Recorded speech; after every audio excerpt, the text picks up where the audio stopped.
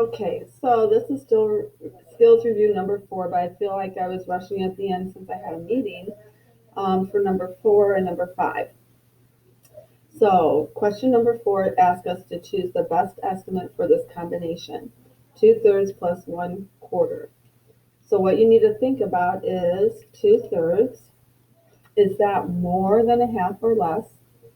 And then you need to look at 1/4 and think, is that more than a half or less?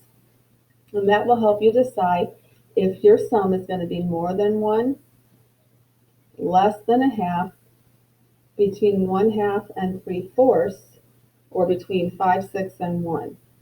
And then you need to explain why that is the best estimate. Number 5, write a story problem to represent the expression below and solve your problem. Show your work with labeled models, numbers, or words, and write the answer on the line provided.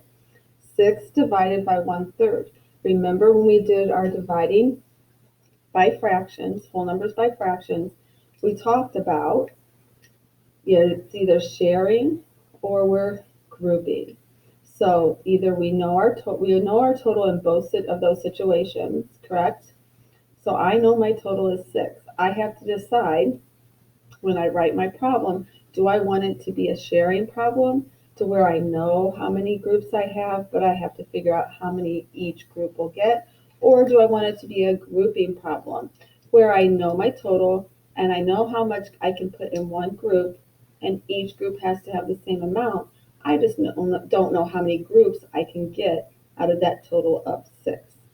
So you're going to write your story problem, you're going to show your work, and you're going to put your quotient on the answer line provided. And that's skills review number 4, page 198, number 4 and 5.